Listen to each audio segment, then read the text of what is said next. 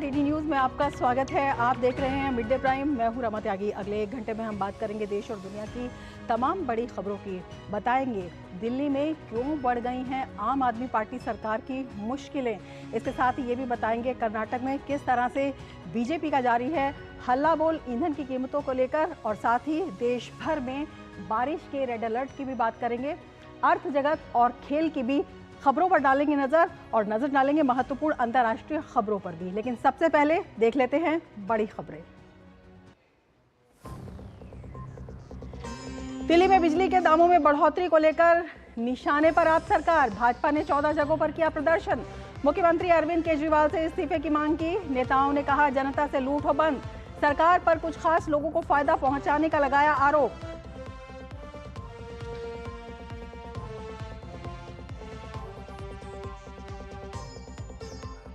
शराब नीति मामले में राउज एवेन्यू कोर्ट ने मनीष सिसोदिया की न्यायिक हिरासत 22 जुलाई तक बढ़ाई। अरविंद केजरीवाल की जमानत के खिलाफ ईडी की याचिका पर हाई कोर्ट में सुनवाई आज।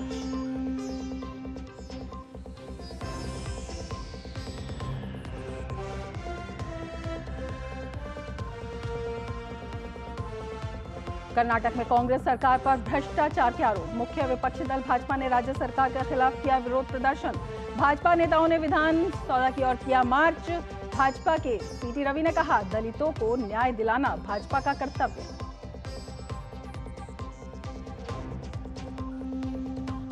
केंद्रीय गृह मंत्री अमित शाह ने बाढ़ से प्रभावित राज्यों के मुख्यमंत्रियों से की बात। असम, गुजरात और यूपी में ताजा हालात के लिए जानकारी। हर संभव मदद का दिया भरोसा।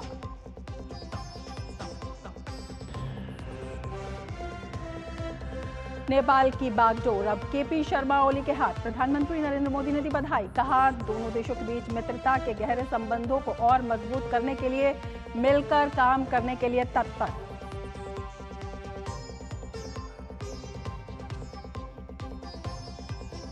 और अर्जेंटीना ने जीता कोपा अमेरिका का खिताब। अतिरिक्त समय में हुए गोल की मदद से फाइनल में कोलंबिया को दी 1-0 से शिकस्त। 16वीं बार खिताब जीतकर सबसे अधिक कोपा अमेरिका का खिताब जीतने का बनाया रिकॉर्ड।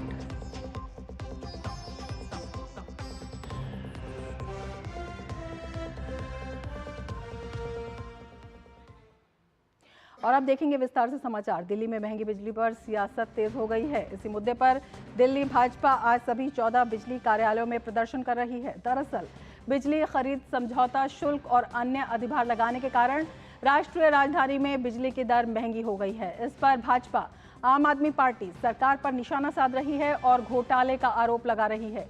इसी के चलते दिल्ली भाजपा अध्यक्ष ने विरोध प्रदर्शन का ऐलान किया। भाजपा ने इस मुद्दे पर आप सरकार को घेरते हुए कहा कि केजरीवाल सरकार ईमानदारी से बिजली का बिल भरने वाले हर व्यक्ति को लूट रही है।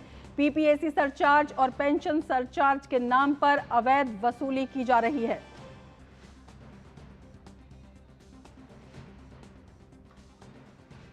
फ्री बिजली और पानी माफ के नाम पर उन्होंने दिल्ली को ठगना था, ठग लिया। सरकार में आना था, आ लिया। लेकिन दिल्ली की जनता को जिस तरह से लूटा जा रहा है उसके खिलाफ भारतीय जनता पार्टी प्रदर्शन करेगी और अरविंद केजरीवाल को पीपीएससी चार्जेस वापस लेने होंगे। उन्होंने कहा कि केजरीवाल का वजन कम हो गया है।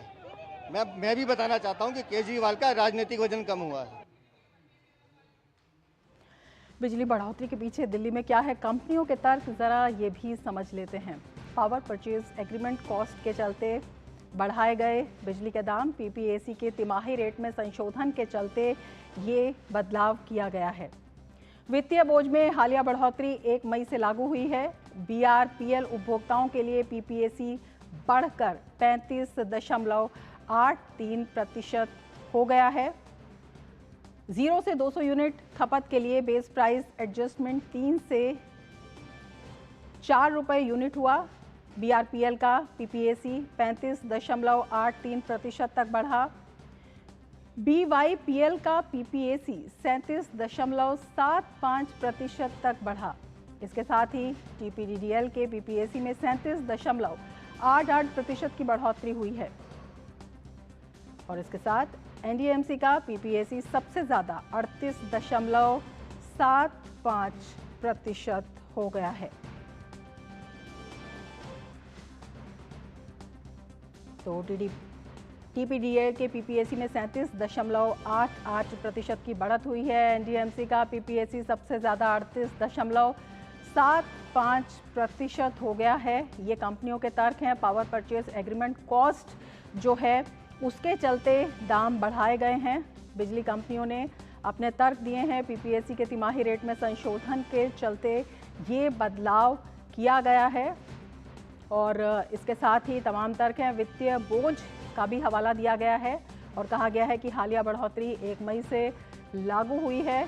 तो ये तर्क हैं बिजली बढ़ोतरी के। बीआरपीएल उपभोक्ताओं के लिए पीपीएसी बढ़कर 35.83% हो गया है और इसके साथ ही 0 से 200 यूनिट खपत के लिए बेस प्राइस एडजस्टमेंट में 3 से 4.07 रुपये यूनिट ये भी हो गया है। बीआरपीएल का पीपीएसी 35.83% तक बढ़ गया है। हमारे संवाददाता चंद्रशेखर हमारे साथ जुड़े हुए हैं और ज़्यादा जानकारी के साथ। चंद्रशेखर, सबसे पहले आपसे जानना चाहेंगे किस तरह से भाजपा का विरोध प्रदर्शन चल रहा है, बिजली की बढ़ी कीमतों को लेकर क्या कुछ कहना है? बिल्कुल, और भाजपा लगातार मुखर है इस मुद्दे को लेकर के और आज भी वसंत कुंज में जो बीएससी का ऑफिस है वहाँ पर भी जो रामवीर सिंह विधूड़ी जो कि दक्षिणी दिल्ली से सांसद हैं, उन्होंने वहाँ पर धरना प्रदर्शन में भाग लिया था और वो अधिकारियों से भी मिले थे, जिसके अगर उन्होंने कहा कि इस प्रकार से बिजली के लगातार बिल बढ़ रहे हैं, दाम बढ़ रहे हैं, उसको किसी तरीके से कम किया जा सके। और उन्होंने सीधे तौर पर जो आतिशी हैं दिल्ली में जो मंत्री, उनको भी सीधे तौर पर उन्होंने कटाक्ष किया और उन्होंने कहा कि वो झूठ की सरकार है और लगातार जो है वो दावे कर रही हैं झूठे। इसके साथ साथ उन्होंने केजरीवाल से भी इस्तीफा मांगा है कि इस मुद्दे पर कम से कम वो इस्तीफा दें। जेल जाने पर तो उन्होंने नहीं दिया, लेकिन इस मुद्दे पर कम से कम उन्हें इस्तीफा देना चाहिए कि जिस प्रकार से लगातार लोगों की जो मूलभूत आवश्यकता है, जिसके बेस पर वो चुनाव लड़े थे और जीते भी थे, वो अब सफ़र कर रही है दिल्ली की जनता और लगातार जो दाम है वो बढ़ रहे हैं। उसको लेकर के लगातार ये वसंत कुंज पर चंद्रशेखर कई जगहों पर बीजेपी प्रदर्शन कर रही है। हमारे साथ मुकेश शुक्ला भी जुड़े हुए हैं। मुकेश, आपसे जानना चाहेंगे, आम आदमी की बात करके, आम आदमी पार्टी सरकार जो है सत्ता में आई थी, लेकिन आम आदमी की ही जेब कटती हुई, कॉमन मैन की ही जेब कटती हुई दिखाई दे रही है। ये जो बिजली कंपनियों के तर्क हैं, ये कितने लॉजिकल लगते हैं?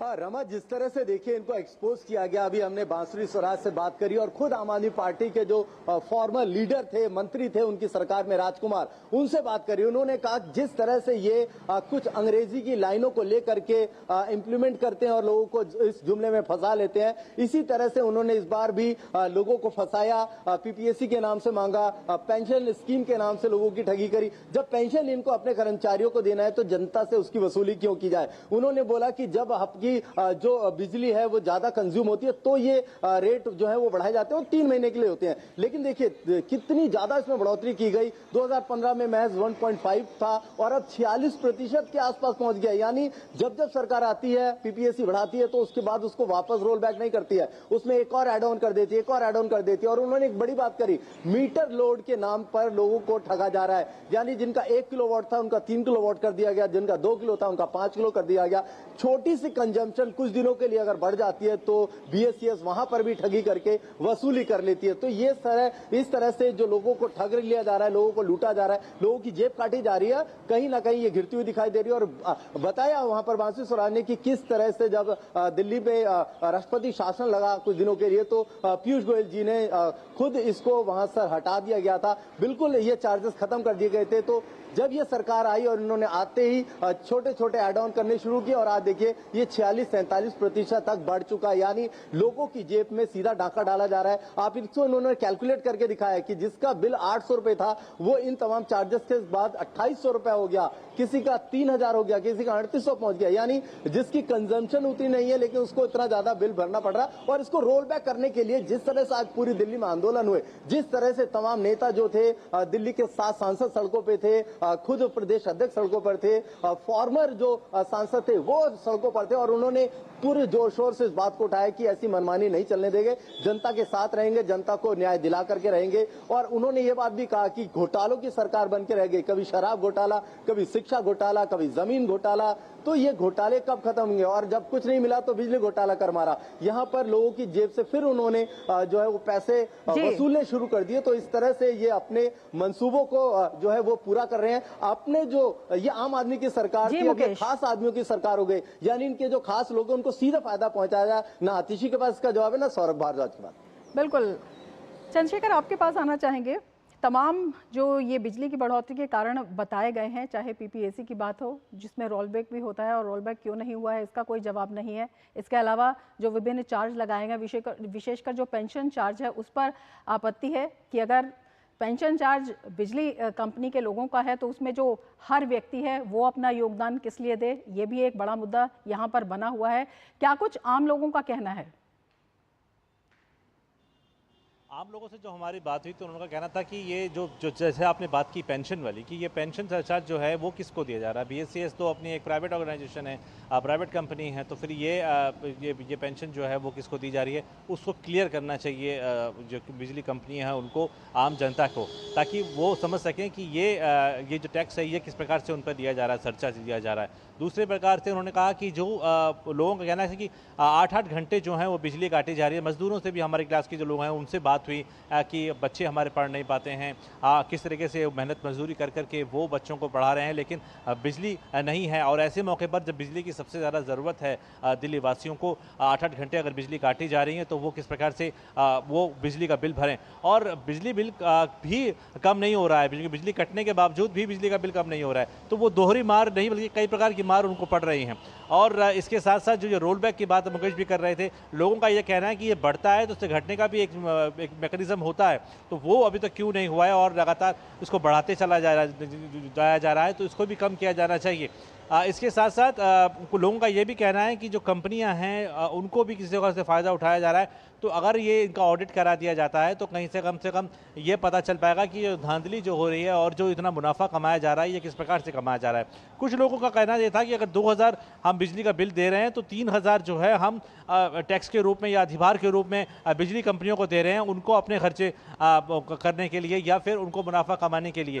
तो ये एक्चुअल बिजली का बिल है, मान लीजिए किसी का 5000 का है तो वो 2000 का एक्चुअल का बिल है, तो 3000 रुपये जो कस्टमर हैं, जो भोक्ता हैं, वो क्यों दें। तो ये क्यों जो है वो बहुत बड़ा होता चला जा रहा है। और ये लगातार जो जिस प्रकार से अधिभार बढ़ रहे हैं, कई प्रकार के अधिभार हैं इसमें, तो इनको रोल बैक करने की बजाय जिस प्रकार से इनको बढ़ाया जा रहा है, तो जनता के काफ़ी सवाल हैं जिनके जवाब दिल्ली सरकार को देने हैं, लेकिन वो फिर भी राजनीति से बाज नहीं आ रही है और वो लगातार केंद्र सरकार पर आरोप लगा रहे हैं कि कोयला खरीद ज़्यादा हो रही है, महंगे दामों पर हो रही है, इसलिए बिजली कम हो रही है।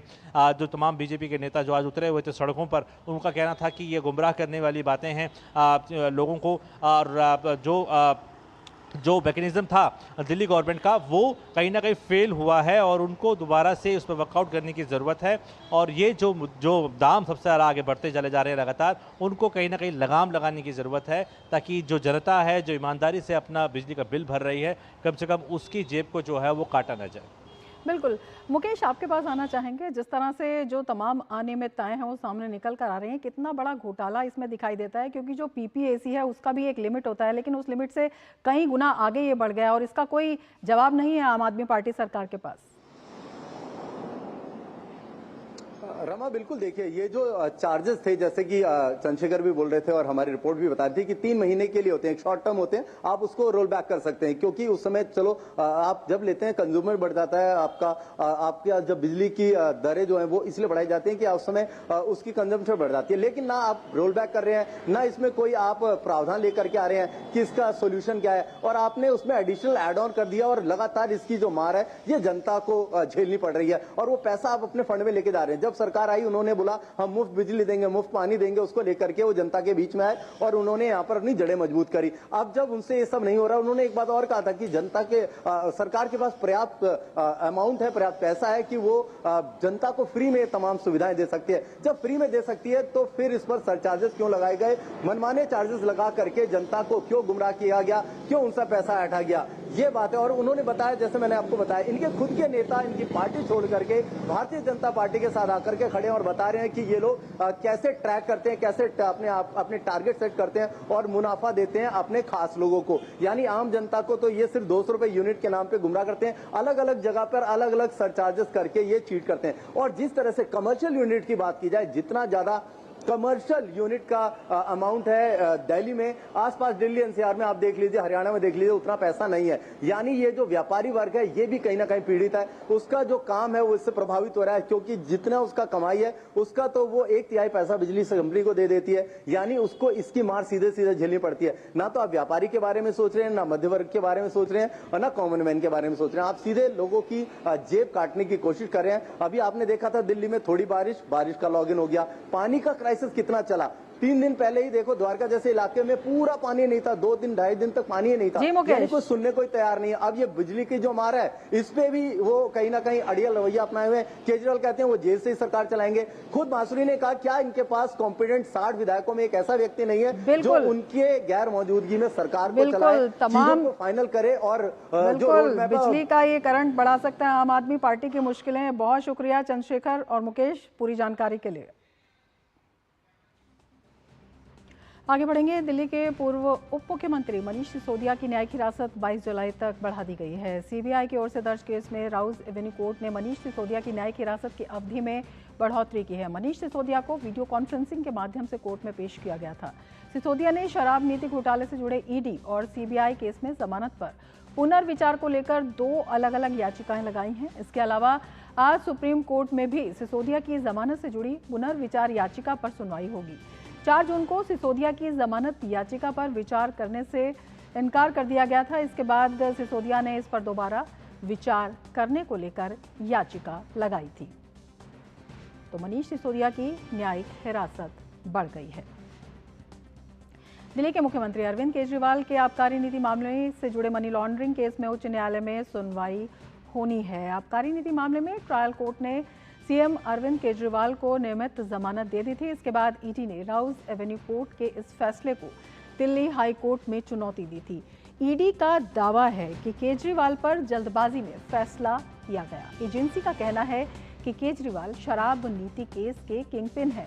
घोटाले से मिला पैसा आप पर खर्च हुआ और ईडी ने यह भी दावा किया कि साउथ ग्रुप के सदस्यों से 100 करोड़ की रिश्वत केजरीवाल की ओर से मांगी गई। इन दलीलों को सुनने के बाद हाईकोर्ट ने निचली अदालत के फैसले पर फौरन रोक लगा दी। ऐसे में यह देखना दिलचस्प होगा कि दिल्ली हाईकोर्ट मुख्यमंत्री केजरीवाल को ट्रायल कोर्ट की ओर से दी गई जमानत के आदेश को बरकरार रखता है या फिर उसे पलटता है। हालांकि सुप्रीम कोर्ट ने पिछले हफ्ते केजरीवाल को अंतरिम जमानत देते हुए कहा था कि अगर उनकी नियमित जमानत किसी भी जगह लंबित है तो उस पर इस फैसले का असर नहीं होगा।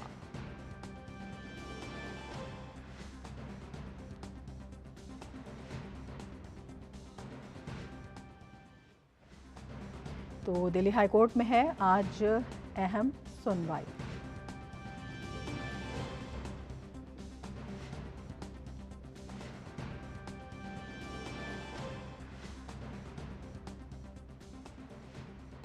मिड प्राइम में आगे बढ़ेंगे, लेकिन उससे पहले लेते हैं एक ब्रेक। आप देखते रहिए डीडी न्यूज।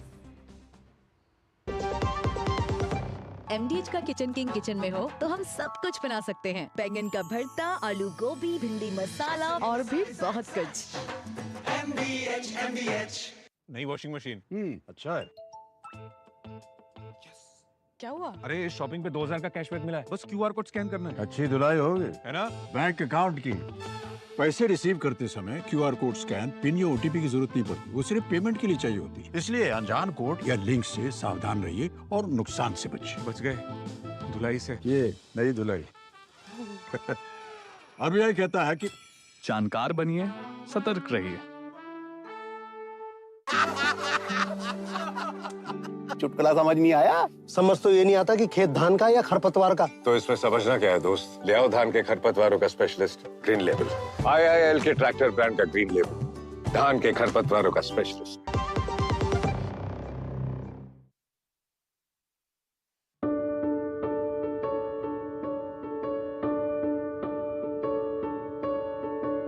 इस साल 29 जुलाई से 3 अगस्त तक भारत के सर्वोच्च न्यायालय ने लोक अदालत का आयोजन किया है। इस साल सर्वोच्च न्यायालय अपने 75वें वर्ष की वर्षगांठ पर इस स्पेशल लोक अदालत का आयोजन करते हुए ये ध्यान में हमने रखा है कि सुप्रीम कोर्ट में काफ़ी मामले नागरिकों के लंबित हैं और मैं आप सब से गुजारिश करता हूँ, लिटिगेंट्स से गुजारिश करता हूँ, वकीलों से, एडवोकेट्स ऑन रिकॉर्ड से कि इस लोक अदालत में आप हिस्सा लें ताकि ये सारे जो मामले हैं इनमें जहाँ हम कर सकें इनका हम निवारण कर लें और शीघ्र लोगों को न्याय पहुँचाएं। दुनिया की ब्रेक के बाद फिर से आपका स्वागत है। आगे बढ़ते हैं। कर्नाटक में आज भाजपा जगह जगह राज्य सरकार के विरोध में प्रदर्शन कर रही है। पार्टी नेताओं ने आरोप लगाया कि राज्य की कांग्रेस सरकार बेतहाशा दामों में वृद्धि कर रही है। भाजपा ने कहा कांग्रेस सरकार आम आदमी, किसान, दलित और आदिवासी विरोधी है। पार्टी का कहना है कि कांग्रेस कहती है कि देश में महंगाई है और फिर अपनी सरकारों से पेट्रोल और डीजल की कीमतें क्यों बढ़वाती है। कर्नाटक में सरकार ने पेट्रोल की कीमत में 3 रुपये प्रति लीटर, वहीं डीजल के दाम में 3.20 रुपये का इजाफा किया है। ये बढ़ोतरी कर्नाटक सेल्स टैक्स में बदलाव के बाद हुई है। भाजपा ने महर्षि वाल्मीकि अनुसूचित जनजाति विकास निगम लिमिटेड में कथित अनियमितताओं को लेकर भी कांग्रेस को घेरा है। बचाए क्या है, दूध को महंगाई कर दिया, पेट्रोल डीजल को महंगाई कर दिया है, रजिस्ट्रेशन को दाम बढ़ा है, सबको स्टैंप ड्यूटी को बढ़ा है। सबको बढ़ाने के बाद क्या बचा है? बचाए केवल हवा के ऊपर टैक्स लगाया तो वो सिद्धरामैया हर चीज के ऊपर टैक्स लगा दिया, ऐसा उनका नाम भी गिनीज रिकॉर्ड में आता है। एक तरफ जहाँ तक डेवलपमेंट का सवाल है, पूरा कर्नाटक में डेवलपमेंट कहीं भी नहीं हो रहा है और दूसरी तरफ सभी तरफ KSRTC रेट बढ़ा रहा है, दूध का रेट बढ़ा दिया है, पेट्रोल डीजल का रेट बढ़ा दिया है, स्टैम्प ड्यूटी बढ़ा दिया है। सो ये सरकार आने के बाद वो डेवलपमेंट तो पूरा बंद हो चुका है और दूसरी तरफ गारंटी के नाम पे जो दाम को बढ़ा रहा है, आम आदमी को बहुत नुकसान हो रहा है। कर्नाटक में महर्षि वाल्मीकि एसटी विकास निगम में भ्रष्टाचार के मामले में बीजेपी नेताओं ने धरना प्रदर्शन किया। इस मामले पर कांग्रेस नेता प्रियंक खड़गे ने कहा कि ये महज पॉलिटिकल ड्रामा है। वो जो प्रोटेस्ट आप देख रहे हैं वो बीजेपी के अस्तित्व का प्रोटेस्ट है ना। उनके पास एक कागज है जो साबित करता है कि हमारी सरकार भ्रष्टाचार में इन्वॉल्व है। सदन चल रहा है ना, अभी असेंबली चल रहा है। Let them place all the documents on the house, let them discuss it. Political drama है। कागज कहाँ है, प्रूफ कहाँ है, डॉक्यूमेंट्स कहाँ है, सब आगे रख के बात करने को बोलिए ना। महर्षि वाल्मीकि अनुसूचित जनजाति विकास निगम लिमिटेड में कथित अनियमितताओं का मामला राज्य की विधानसभा में भी उठा। मुख्य विपक्षी दल भाजपा ने इस मुद्दे पर मुख्यमंत्री सिद्धारमैया से इस्तीफा मांगा। गौरतलब है कि महर्षि वाल्मीकि अनुसूचित जनजाति विकास निगम लिमिटेड में कथित अनियमितताओं से जुड़े मनी लॉन्ड्रिंग जांच के तहत पूर्व मंत्री वी नागेंद्र ईडी की कार्रवाई का सामना कर रहे हैं। और इस खबर पर और ज़्यादा जानकारी के लिए हमारे संवाददाता शुभ्रा हमारे साथ जुड़ी हुई हैं। शुभ्रा, आपसे जानना चाहेंगे क्या कुछ कहना है बीजेपी का, किस तरह से लगातार विरोध प्रदर्शन किया जा रहा है? रमा, आज हम देख सकते हैं कि कर्नाटका में सेशन आरंभ हुआ है। आज सुबह 10 बजे से सेशन आरंभ हुआ है। इसके पूर्व में BY विजयेंद्र और R अशोक जो अपोजिट लीडर है और BY विजयेंद्र बीजेपी के राज्याध्यक्ष है, इन्होंने वाल्मीकि स्टैचू के पास होकर उन्होंने प्रतिभटन का आयोजन भी किया। इनका कहना ये है कि वाल्मीकि निगम में जो हगरण हुआ है, जो करोड़ों रुपयों का जो स्कैम हुआ है उसके ऊपर जो लोगों के लिए चाहिए था, जो लोगों के लिए बना रहा था, उसके बारे में न सरकार सोचते हुए लोगों के ऊपर दाम से दाम बढ़ चुके हैं। पेट्रोल, डीजल और दूध का भी दाम बढ़ा चुका है।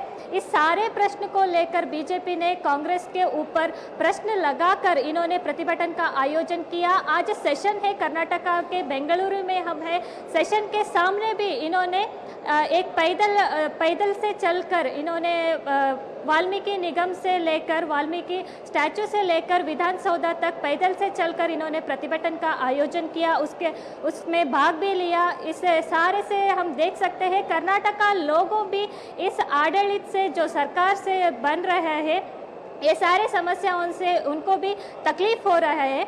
इसके ऊपर बीजेपी ने अभी आरोप लगा रहे हैं।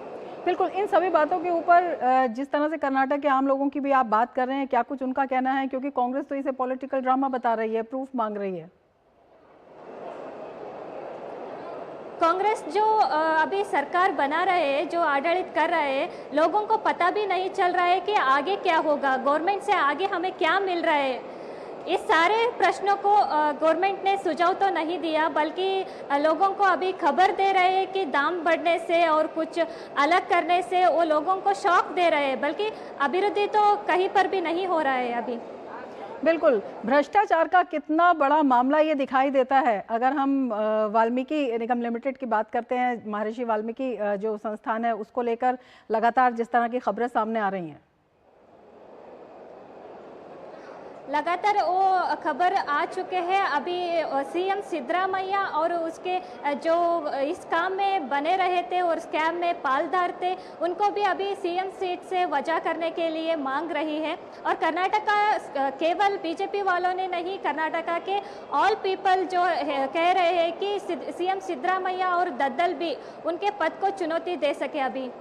बिल्कुल, चाहे ये जो ईंधन है इसका मामला हो, भ्रष्टाचार के चाहे अन्य मामले हो या बी नागेंद्र से जुड़ा हुआ मामला हो, किस तरह से कांग्रेस सरकार वहां पर घिरती नजर आ रही है और अब वो पल्ला भी झाड़ रही है।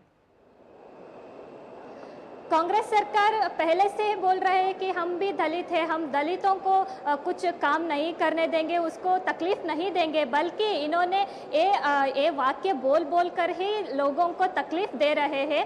जो लोग मांग रहे हैं कि अभी आपका डॉक्यूमेंटेशन कहाँ है, जो आपने वेच किया, इसका सारे डॉक्यूमेंट्स कहाँ है करके लोग बता रहे हैं। बिल्कुल सरकार ने इस पर कोई उत्तर नहीं दिया है अभी तक। शुभा, आप नज़र बनाए रखिए। फिलहाल शुक्रिया पूरी जानकारी के लिए।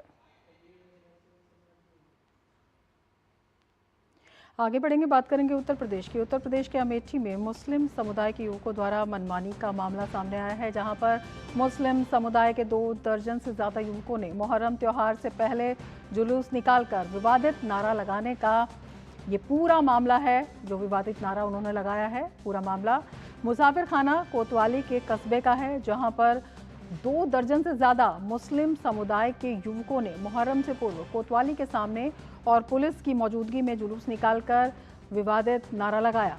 मामले का वीडियो वायरल होने के बाद अमेठी पुलिस ने मामले का संज्ञान लेते हुए सभी के खिलाफ मुकदमा दर्ज किया है।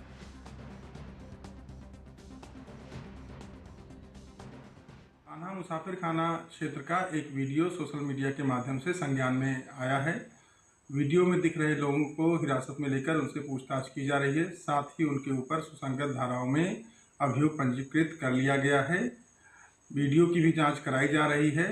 जो भी आवश्यक वैधानिक कार्रवाई है वो की जाएगी।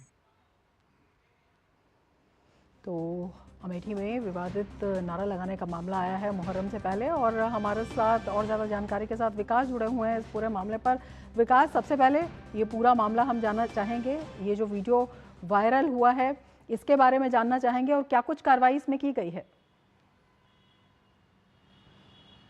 देखिए, पुलिस के द्वारा इसमें कार्रवाई की गई है। आधा दर्जन से ज़्यादा लोगों को हिरासत में लेकर पूछताछ की जा रही है। ये मामला कल का है। ये अमेठी जनपद के मुसाफिर खाने का ये मामला है। चूँकि मुहर्रम का माह चल रहा था, तमाम सारे जुलूस निकलते हैं ऐसे में, लेकिन यहाँ पर जो जुलूस निकला, इन युवकों के द्वारा जो वीडियो वायरल हुआ है, इसमें आपत्तिजनक शब्दों का प्रयोग हो रहा है। और इसके बाद खासतौर से इस पूरे मामले को जब वायरल हुआ ये वीडियो तो समाज में वहाँ के आसपास के क्षेत्र में काफ़ी ज़्यादा लोगों की नाराज़गी हुई और वायरल होने के बाद पुलिस ने ये मामला दर्ज किया और मामला दर्ज करने के बाद युवकों से पूछताछ की जा रही है, क्योंकि अभी लगभग तकरीबन आधा दर्जन से ज़्यादा लोगों की इसमें हिरासत में लिया गया है, लेकिन काफ़ी तकरीबन 2 दर्जन लोग इस वाक़ये में साथ थे और जो नारेबाजी कर रहे थे। सबसे बड़ी बात है अब इसमें पुलिस के लिए जांच करने की कि ये वीडियो बनाया गया, इसके पीछे मंशा क्या हो सकती है, कौन से वो लोग हैं जो इनको प्रश्रय दे रहे थे। इसके बाद ये वीडियो वायरल किया गया। निश्चित रूप से समाज में सौहार्द बिगाड़ने की ये पूर्णतया कोशिश है। मामला तो दर्ज हो गया है विभिन्न धाराओं में, लेकिन इसके बाद इसके पीछे भी देखना होगा, क्योंकि पूरे देश में ये मुहर्रम का माह मनाया जा रहा है। अभी हाल ही में सावन का महीना चालू होने वाला है। ऐसे में ये शरारती तत्व किस तरीके से हैं, इनके पीछे की बैकिंग कहाँ से है, क्या तार है, इनकी मंशा सभी लोगों की क्या थी, ये नारेबाजी क्यों गई, वीडियो वायरल अगर होता है तो वीडियो वायरल किसने किया इसकी, क्योंकि वीडियो वायरल हो जाने के बाद पहुंच काफ़ी ज़्यादा सारगर्भित हो जाती है। तो पूरे समाज में कहीं आपत्तिजनक इस तरीके का वीडियो क्यों किया गया है, पुलिस को इस पूरे प्रकरण में गंभीरता से जांच करनी होगी। और यहाँ पर स्थानीय स्तर पर लोगों को काफ़ी ज़्यादा नाराज़गी और आपत्ति भी हुई थी इस वीडियो के आने के बाद। जी रमा, बिल्कुल आपसे ये भी जानना चाहेंगे विकास, जिस तरह से आप बता रहे हैं बेहद संवेदनशील ये मामला है और वीडियो के आधार पर जो है जो दर्ज कर लिया गया है मामला, लेकिन इसमें ये भी जानना चाहेंगे कि क्या जो लोग इसमें शामिल थे उन लोगों की कुछ पहचान हो पाई है, किस दिशा में जांच आगे बढ़ रही है? जी बिल्कुल, फिलहाल पुलिस ने अभी उनको हिरासत में ले लिया है, मामला दर्ज कर लिया गया है और वीडियो के आधार पर उन तमाम और युवकों की पहचान की जा रही है। तकरीबन जो 2 दर्जन उसमें युवक दिखाई पड़ रहे हैं। इस तरीके के आपत्तिजनक भाषण नारेबाजी करना निश्चित रूप से बहुत ही गंभीरता का विषय है, क्योंकि गंभीरता का विषय इसलिए बन जाता है कि समाज में माहौल ही इससे बिगड़ जाता है। आसपास की लोगों की भावनाओं के साथ इस तरीके की दूसरों की भावनाओं को ठेस पहुंचाना और ख़ासतौर से जब मुहर्रम का माह चल रहा हो, ऐसे में इस तरीके की बातें करना अल्पसंख्यकों के द्वारा, वो भी उस जगह पर जहां पर कोतवाली उसके निकट ही थी।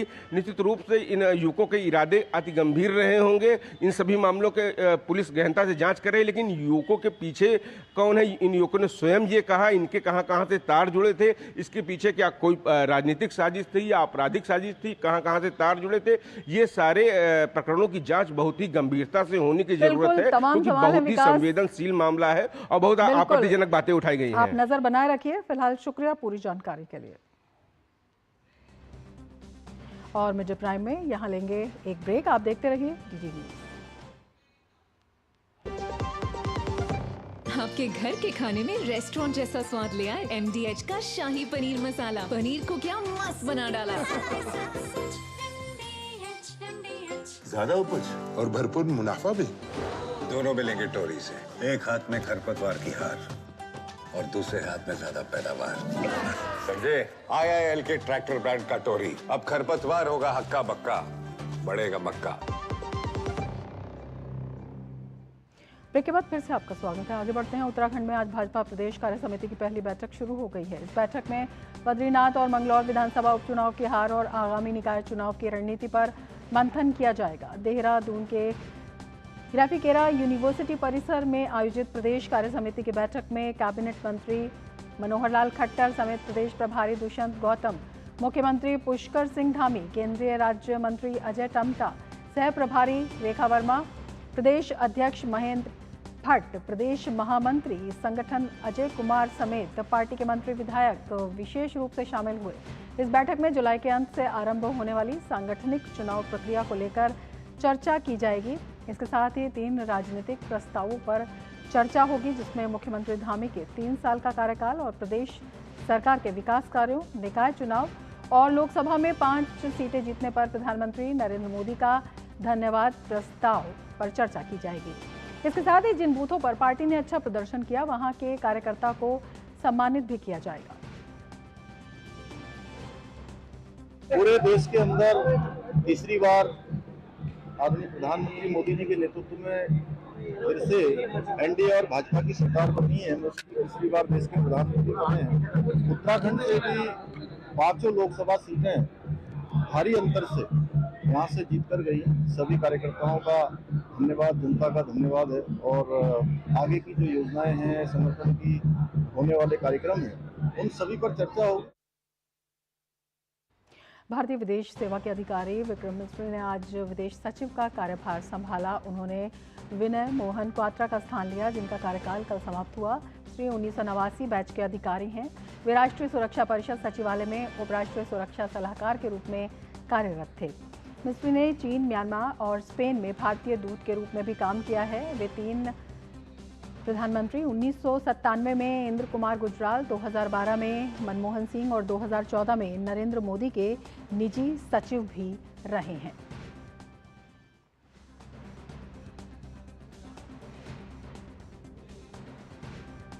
विदेश मंत्री डॉक्टर एस जयशंकर ने नए विदेश सचिव विक्रम मिस्री को नई जिम्मेदारी संभालने पर बधाई दी। उन्होंने सोशल मीडिया प्लेटफॉर्म एक्स पर लिखा, उनके सफल और उत्पादक कार्यकाल की कामना करता हूं।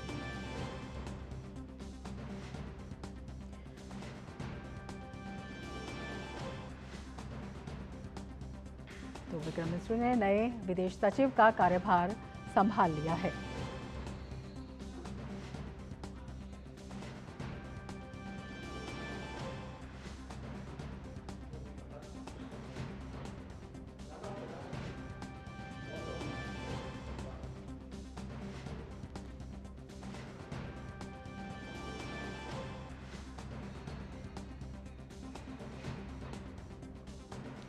और अब बात मौसम की। देश के अधिकांश हिस्सों में मानसून की बौछारों से जहां मौसम सुहावना हुआ है, वहीं कई इलाकों में जलभराव और बाढ़ की स्थिति बन गई है। राजधानी दिल्ली में बहुत दिनों बाद एक बार फिर बारिश हुई। इस बारिश से राजधानी दिल्ली के लोगों को उमस से राहत मिली है। हालांकि इस बारिश से राजधानी के कई इलाकों जैसे पंडित पंत मार्ग, जनपथ और सिविल लाइंस में पानी भर गया। इस जल जमाव के चलते कई इलाकों में ट्रैफिक जाम की भी स्थिति उत्पन्न हो गई।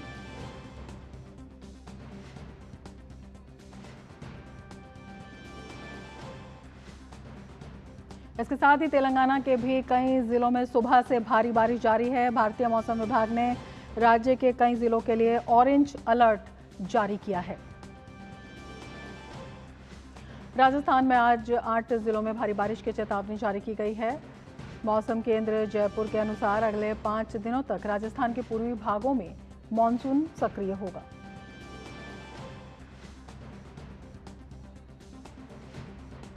उत्तर प्रदेश के भी कई जिलों में भारी बारिश जारी है। राज्य के अलीगढ़ में भारी बारिश के चलते जनजीवन अस्त व्यस्त हो गया। मौसम विभाग ने राज्य में आज से 18 जुलाई तक भारी बारिश की चेतावनी जारी की है। साथ ही कई जिलों में बीते कई दिनों से बाढ़ की भी स्थिति बनी हुई है।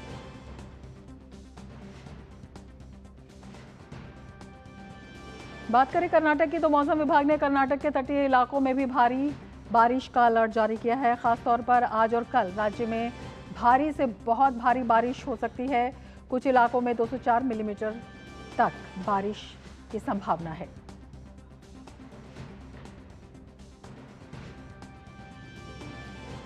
वहीं हरियाणा में बीते कुछ दिनों से लगातार रुक रुक कर बारिश हो रही है। इसी क्रम में आज सुबह से करनाल में बारिश जारी है। हालांकि सुबह से हो रही इस बारिश से लोगों को काफ़ी परेशानी का सामना करना पड़ रहा है और असम में अब बाढ़ की स्थिति में उल्लेखनीय सुधार हो रहा है। राज्य में बाढ़ प्रभावित आबादी घटकर 5.9 लाख रह गई है। हालांकि कल 2 और लोगों की बाढ़ के चलते मौत हो गई। इसके साथ ही इस साल बाढ़ से मरने वालों की संख्या बढ़कर 94 हो गई है।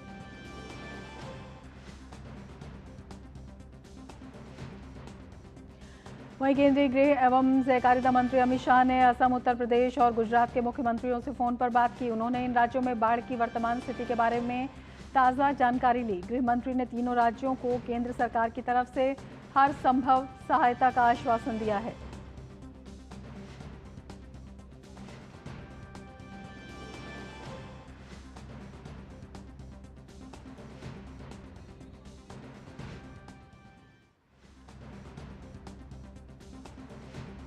तो देश भर में बारिश का रेड अलर्ट, लगातार कई जगहों पर राहत तो कई जगहों पर बाढ़ ने और बारिश ने बढ़ाई परेशानी। गृहमंत्री अमित शाह ने बाढ़ प्रभावित राज्यों के मुख्यमंत्रियों से बात की और हर संभव मदद का आश्वासन दिया।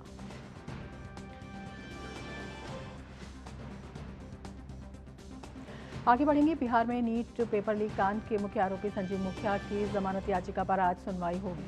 सीबीआई की स्पेशल कोर्ट में मामले की सुनवाई दोपहर 12 बजे के बाद होने की संभावना है। आरोपी ने कोर्ट में लिखित आवेदन देकर बताया है कि उसका इस मामले से कोई लेना देना नहीं है। संजीव मुखिया का कहना है कि उसे मामले में जबरदस्ती फंसाया जा रहा है, इसीलिए उसने अग्रिम जमानत याचिका दी है। तो संजीव मुखिया की जमानत याचिका पर आज सुनवाई होगी। आगे बढ़ेंगे। भारतीय बासमती चावल की मांग विदेश में लगातार बढ़ रही है। हालांकि कृषि और प्रसंस्कृत खाद्य उत्पादों के निर्यात में मामूली गिरावट देखने को मिली है। Agricultural and processed food products export development authority के आंकड़े के मुताबिक भारत में चालू वित्त वर्ष 2024-25 के अप्रैल-मई अवधि में 103.7 करोड़ डॉलर के बासमती चावल का निर्यात किया। ये 2023-24 की समान अवधि के 91.7 करोड़ डॉलर की तुलना में 13.11% अधिक है। दरअसल घरेलू बाजार में कीमतों को नियंत्रित करने के लिए सरकार की ओर से चावल के निर्यात पर लगाए प्रतिबंधों का असर अन्य किस्मों पर पड़ा है और यही वजह है कि अप्रैल-मई में गैर बासमती चावल का निर्यात सालाना आधार पर 13.35% घटकर 91.9 करोड़ डॉलर रह गया। आंकड़ों के मुताबिक चालू वित्त वर्ष की अप्रैल-मई अवधि में कृषि एवं प्रसंस्कृत खाद्य उत्पादों का निर्यात सालाना आधार पर मामूली 0.49% घटकर 433.7 करोड़ डॉलर रह गया। 2023-24 की समान अवधि में निर्यात का ये आंकड़ा 435.8 करोड़ डॉलर रहा था। तो 2 महीने में विदेश से आए हैं 103 करोड़ से ज्यादा की राशि। और बीते 6 सालों में खुदरा डिजिटल पेमेंट में 100% से ज्यादा की तेजी देखी गई है। अनुमान है कि अगले 6 साल में भी देश में डिजिटल खुदरा पेमेंट में फिर 100% की ग्रोथ आ सकती है। इन इंडिया और अमेजॉन पे एक अध्ययन के मुताबिक वर्ष 2030 तक भारत का खुदरा डिजिटल पेमेंट 2 गुना बढ़कर $7 ट्रिलियन तक पहुंच सकता है। रिपोर्ट के अनुसार बीते 6 सालों के दौरान यानी साल 2018 से 2024 तक देश में यूपीआई पेमेंट में 138% की ग्रोथ आई है।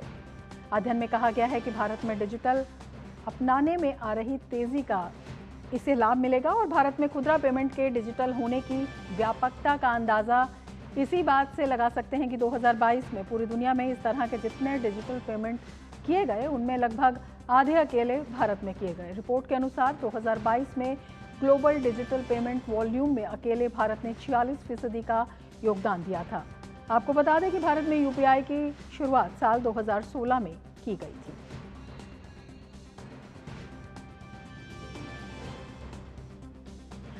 भारतीय स्टेट बैंक ने आज से प्रभावी अधिकांश marginal cost of fund based landing rate अवधि के लिए फंड आधारित उधार दर की बेंचमार्क सीमांत लागत में बढ़ोतरी की है। देश के सबसे बड़े ऋणदाता ने अपनी वेबसाइट पर एक अपडेट में कहा है कि 1 महीने से 3 साल के लिए MCLR में 5 से 10 आधार अंकों की बढ़ोतरी की गई है। एक आधार अंक 0.01% अंक है। बढ़ोतरी के बाद MCLR से जुड़े ऋणों पर ब्याज दरें समान मात्रा में बढ़ने की संभावना है। 1 महीने के MCLR पर बेंचमार्क दर 5 आधार अंक बढ़ाकर 8.35% कर दी गई है, जबकि 3 महीने के MCLR पर 10 आधार अंक बढ़ाकर 8.40% कर दिया गया है। और आने वाले बजट से आम आदमी को क्या उम्मीदें हैं? हमारे सहयोगी मुकुल शर्मा ने दिल्ली में आम लोगों से बातचीत की। 23 तारीख को बजट आ रहा है। हम सोचते हैं पूरे भारत के लिए बजट अच्छा होना चाहिए। अच्छा ही रहेगा, मोदी सरकार है तो सही रहेगा। They should spend more money on the roads because it help in our development and all that. बढ़िया ही होगा। देखो इनकम टैक्स की थोड़ा स्लैब बढ़ाएंगे। मेरे हिसाब से सारी चीज़ें उसमें सस्ती होनी चाहिए, जिसमें कि घर की जो चीज़ें हैं अपनी, जैसे कि गैस सिलेंडर है अपना और आटा हुआ, बहुत सी चीज़ें हैं जो घर में रोज़ पर डे यूज होती हैं, वो सारी चीज़ों में की रेट कम होना चाहिए। बजट है में धीरे धीरे मिडिल क्लास फैमिली के लिए मोर फ्रेंडली बनाना चाहिए और ज़्यादा पॉपुलेशन को टैक्सेशन के स्कोप में कैसे लेके आएँ, तो वो भी प्रयास करना चाहिए। हर चीज़ें जो गरीबों के लायक हो वो सस्ती होनी चाहिए, बस मेरी सरकार से ये गुजारिश है।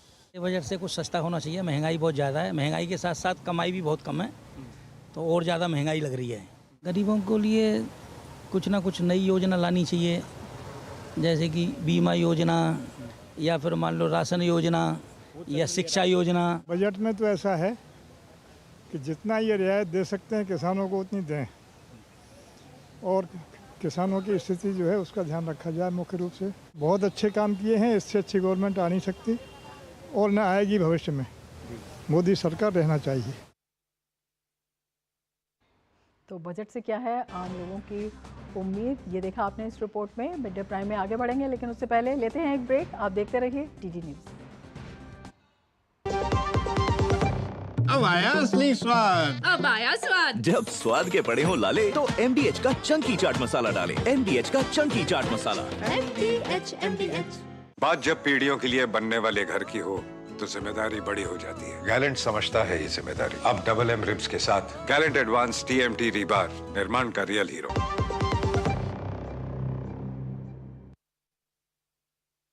एंजॉय कीजिए सुपरहिट फीचर फिल्में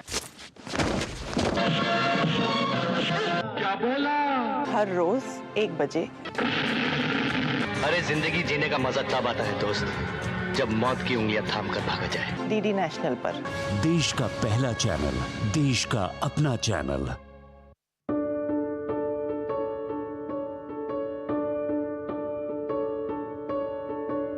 इस साल 29 जुलाई से 3 अगस्त तक भारत के सर्वोच्च न्यायालय ने लोक अदालत का आयोजन किया है। इस साल सर्वोच्च न्यायालय अपने 75वें वर्ष की वर्षगांठ पर इस स्पेशल लोक अदालत का आयोजन करते हुए ये ध्यान में हमने रखा है कि सुप्रीम कोर्ट में काफ़ी मामले नागरिकों के लंबित हैं, और मैं आप सब से गुजारिश करता हूँ, लिटिगेंट्स से गुजारिश करता हूँ, वकीलों से, एडवोकेट्स ऑन रिकॉर्ड से, कि इस लोक अदालत में आप हिस्सा लें, ताकि ये सारे जो मामले हैं इनमें जहाँ हम कर सकें इनका हम निवारण कर लें और शीघ्र लोगों को न्याय पहुँचाएं। दुनिया ब्रेक के बाद फिर से आपका स्वागत है। आप देख रहे हैं मिड डे प्राइम, और मिड डे प्राइम में वक्त है खेल की खबरों का।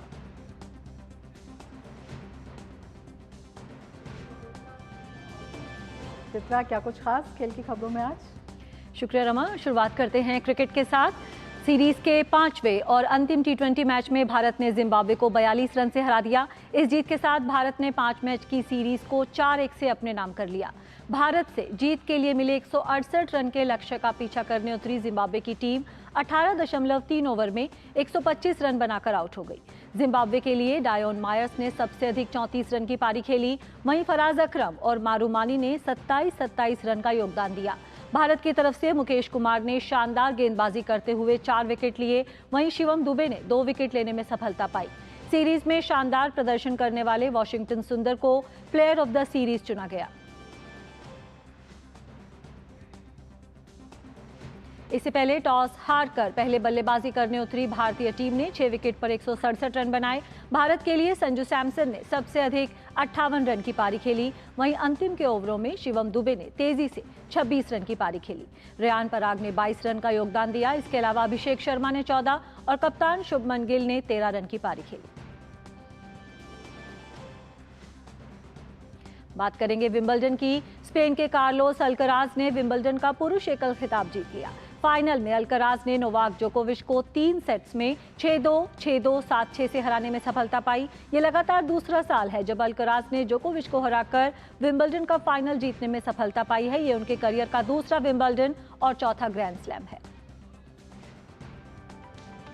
साल के तीसरे ग्रैंड स्लैम विंबलडन के पुरुष एकल के खिताबी मुकाबले में लगातार दूसरे साल स्पेन के कार्लोस अल्कराज के सामने अनुभवी और रिकॉर्ड की दहलीज पर खड़े सर्बिया के नोवाक जोकोविच की चुनौती थी। पहले सेट में 21 साल के कार्लोस अल्कराज के युवा दम के आगे अनुभवी जोकोविच की एक नहीं चली। अल्कराज ने पहले सेट को आसानी से 6-2 से जीतकर मुकाबले में बढ़त बना ली।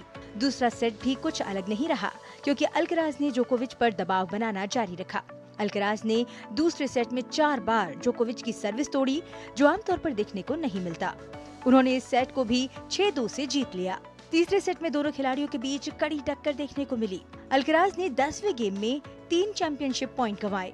हालांकि टाई ब्रेकर में उन्होंने कोई गलती नहीं की और मुकाबले को 6-2, 6-2, 7-6 से अपने नाम कर खिताब जीत लिया।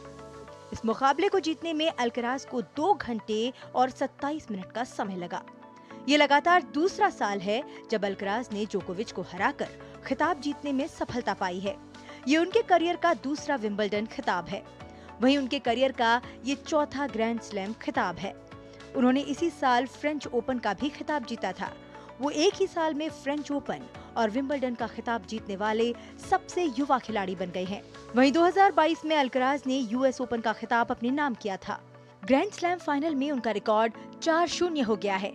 इस जीत के साथ वो लगातार विंबलडन खिताब जीतने वाले इतिहास के पहले स्पेनिश खिलाड़ी बन गए हैं। दूसरी तरफ लगातार दूसरे साल फाइनल में मिली हार से जोकोविच थोड़ा निराश होंगे। हार के साथ ही वो रोजर फेडरर के बराबर रिकॉर्ड 8 विंबलडन खिताब जीतने से भी चूक गए हैं। अल्कराज दुनिया के सबसे युवा नंबर 1 खिलाड़ी बने हुए हैं। वो अब मैट्स विलेंडर, ब्योर्न बोर्ग और बोरिस बेकर के बाद 21 साल से कम उम्र में 4 ग्रैंड स्लैम जीतने वाले चौथे खिलाड़ी भी बन गए हैं। अब वो मैट्स विलेंडर, ब्योर्न बोर्ग और बोरिस बेकर के बाद 21 साल से कम उम्र में 4 ग्रैंड स्लैम जीतने वाले चौथे खिलाड़ी भी बन गए हैं।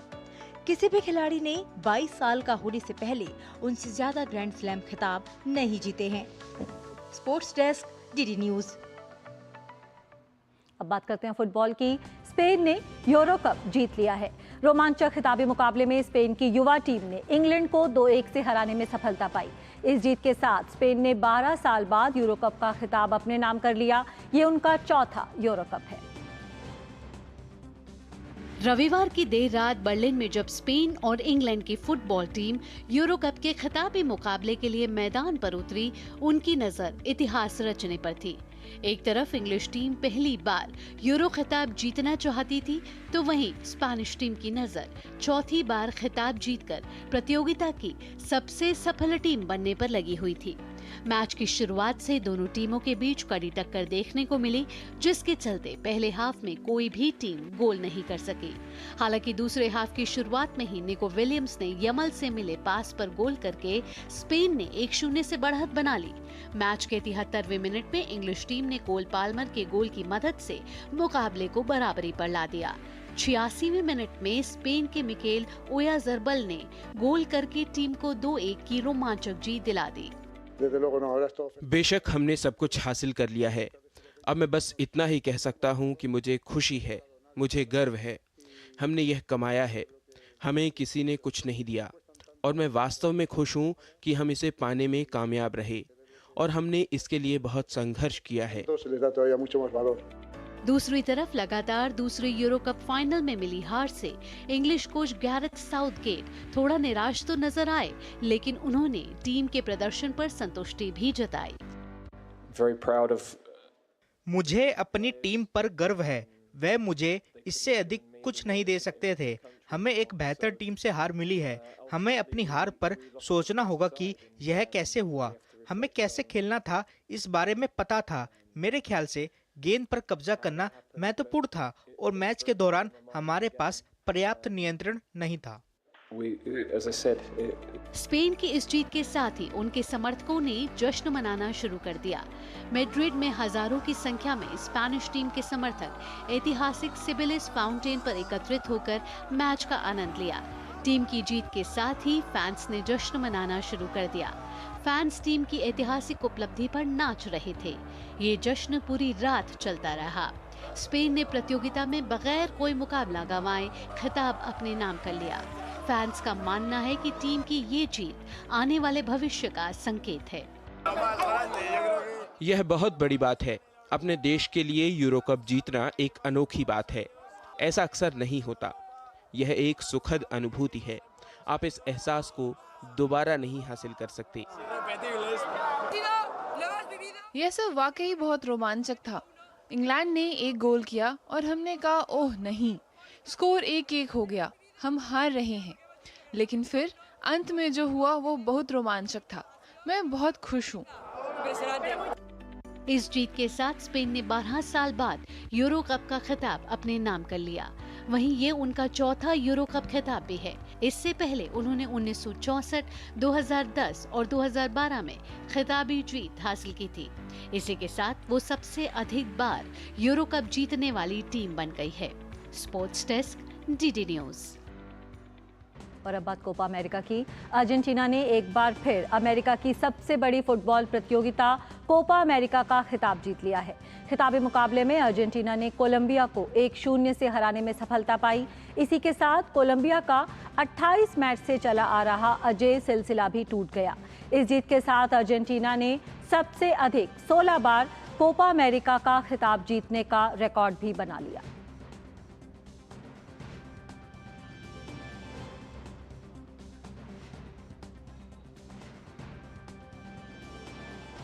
तो खेल की खबरों में फिलहाल इतना ही। वापस चलते हैं रमा के पास। बहुत शुक्रिया सुचित्रा, खेल की तमाम खबरों की जानकारी के लिए। और अब आगे बढ़ेंगे खबरों में। केपी शर्मा ओली ने नेपाल के प्रधानमंत्री पद की शपथ ली। उनके साथ कैबिनेट में शामिल होने वाले 21 मंत्रियों ने भी पद और गोपनीयता की शपथ ली। नेपाल के पीएम के तौर पर ओली का ये चौथा कार्यकाल है। वे पूर्व में 3 बार पीएम पद पर रह चुके हैं।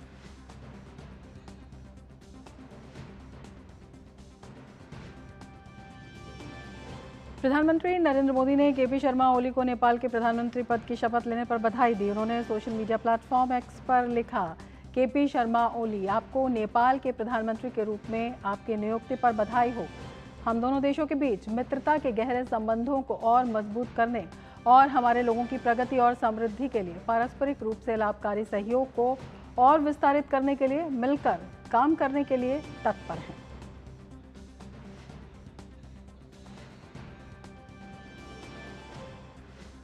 इसके साथ ही मिड डे प्राइम में फिलहाल इतना ही। दीजिए इजाजत, नमस्कार।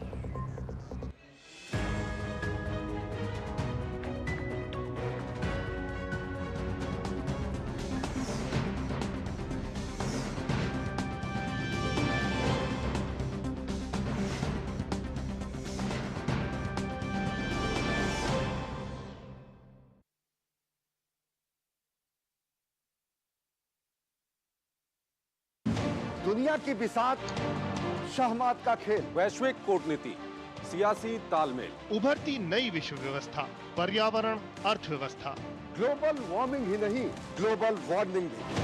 जंग का जुनून हो या